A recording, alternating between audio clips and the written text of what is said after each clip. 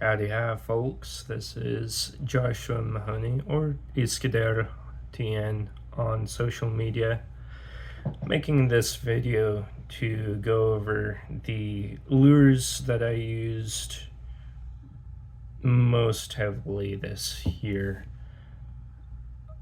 and then to kind of sort of give my predictions for next year.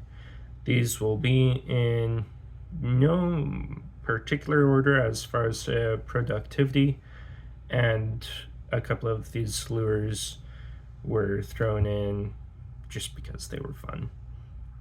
I'll start off with spinnerbaits. I threw two most consistently this year.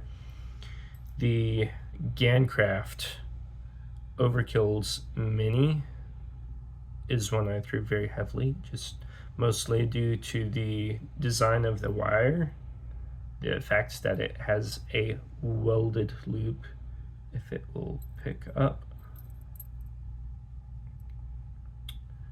And you can kind of see it there.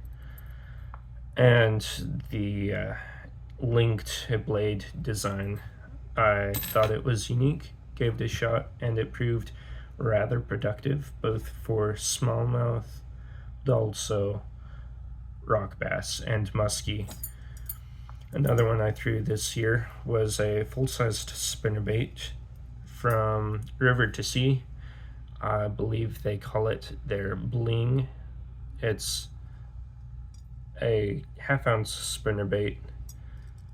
What makes it unique, though, is that the blades are extremely thin, so you can retrieve it at very low speeds and the blades will still spin. A couple of topwaters that I used were the Jackal Darabuzz.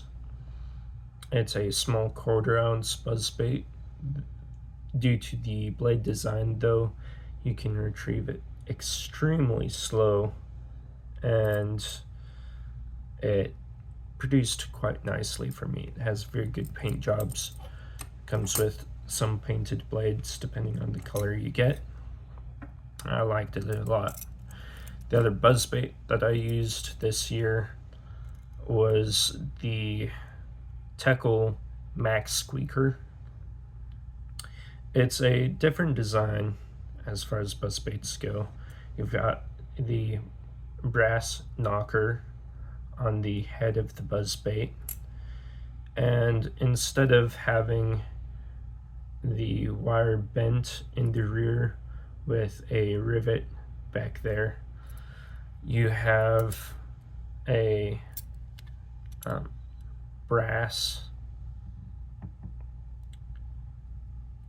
two-piece brass locking nut that holds the blade on, which prevents a lot of the snags that you'd get on grass with your typical buzzbaits. Another topwater that I had great success with, and it's really not a topwater, but a semi-topwater, I would call it, was the OSP Bent Minnow. I had great success on this. I think it's like at 87 millimeters in length or something like that, roughly 3 inches. I had extremely good success on trout and skipjack, but also smallmouth and largemouth bass when they were aggressive. Dives down to roughly 3 feet. Sometimes it'll jump out of the water. It basically works like a jerk bait that you don't know what it's going to do. I had very good success on that. Another semi-non-traditional bait that I had great success on is the Megabass Karashi. Not necessarily this color, although I did catch several fish on this color. It's a twitch bait similar to a fluke, although it's a hard body, roughly 2 inches in length, and it has a very slow sink to it. I found this particularly effective when the bass were still aggressive, but not as ready to take anything in particular, but they were still fired up. Very weird how regularly that happened this year. I'll go into why I think that was the case later in this video. However, enough said, I had a lot of success on the Megabass Karashi. This is another color that I had relatively good success on. Moving on to crankbaits, I really only fished 3 crankbaits heavily this year.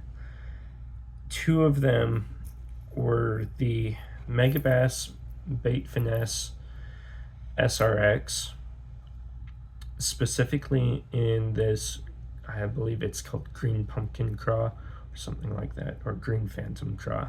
It's a green craw pattern, although it's not going to show up well. I had extreme success on the river systems where I live on that, with smallmouth bass, largemouth bass, also caught spotted bass and rock bass on it. They liked craws this year. Throughout the year, on creeks and streams, you're gonna have fish that'll eat a craw all year long, and the crawdads in the Middle Tennessee, for the most part, I've found to be green, so it's a very effective color. Another crankbait that I had very good success with was the OSP Blitz Mini Deep Runner. It's a 1/4 ounce crankbait that dives roughly 10 to 12 feet, depending on the line you use. I caught the snot out of fish on this lure, mostly smallmouth. I caught several spotted bass on it, several largemouth as well. I like that crankbait a lot. Although the medium runner and shallow diver are also extremely effective. 2 other lures that I had very good success with this year were, and they're in the same category, were the Megabass Vision 110 Junior and the Megabass Vision 110. I say the Junior first because I fished that the most. However, some of my best trout came on the full-size jerkbait. I use these for just about every fish, from trout to skipjack to striper to largemouth bass, smallmouth bass. They all eat a jerkbait. I even caught a couple of crappie this year on jerkbaits. One last topwater was the Megabass Pop Max.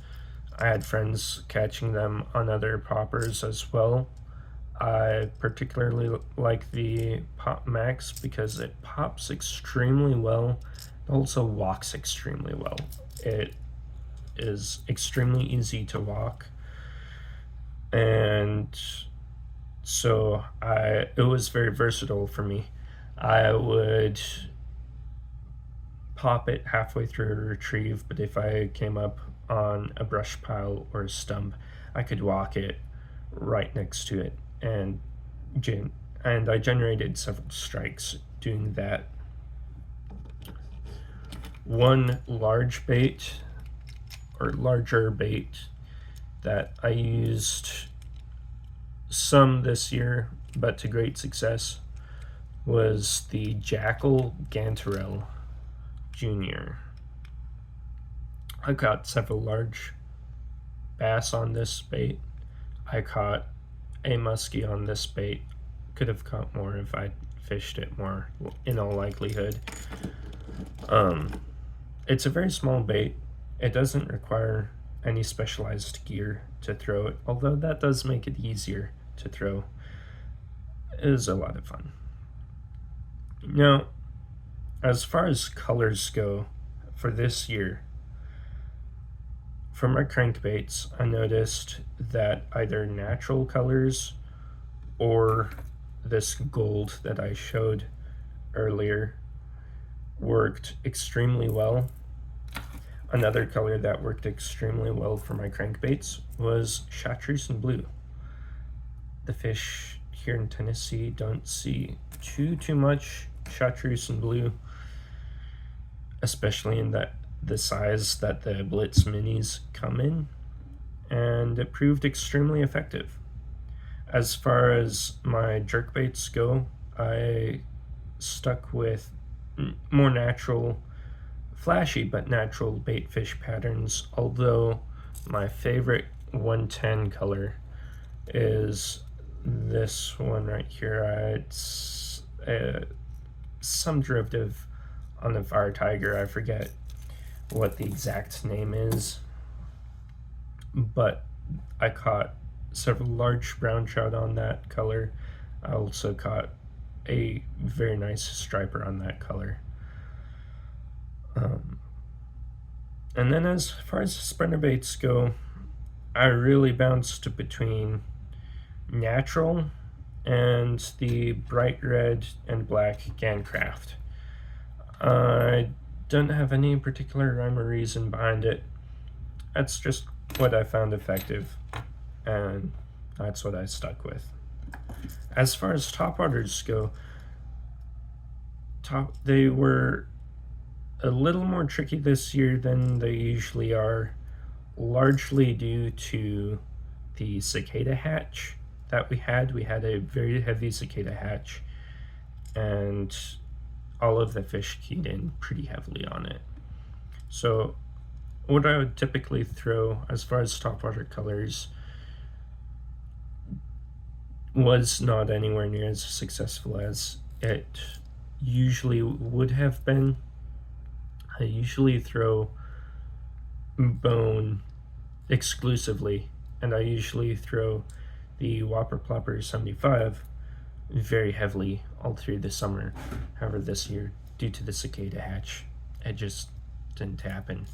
What I did find particularly effective was blacks, reds, and browns in topwater colors.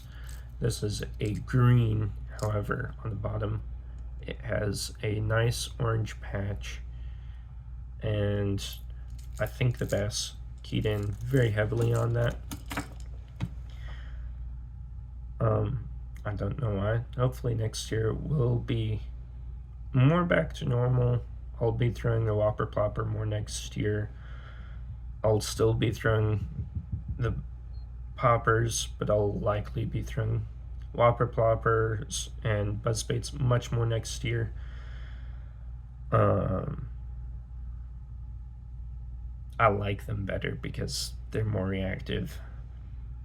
Next year I'll still be throwing the Megabass Griffin crankbaits pretty heavily, the OSP Blitzes pretty heavily, and the Vision 110 and 110 Junior. I'll be throwing the Karashi when things slow down, when the fish key in on the smaller bait fish a little more heavily. But I plan on keeping it fairly simple next year. I'll definitely be incorporating micro jigs.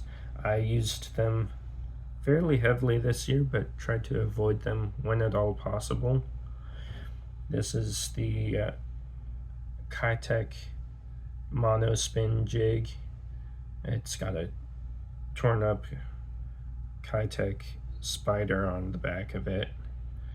But I found micro jigs to be extremely effective in the creeks and rivers. I didn't include it earlier, quite frankly, because I find them boring. It's not my style of fishing that I prefer. If I can get away with it, I'll fish a crankbait. If I can really get away with it, I'd fish topwater all year long. But that being said, that's my list for 2024 and very brief rundown on my expectations for next year. Hope y'all have a good week, and I'll catch you in the next one. Peace.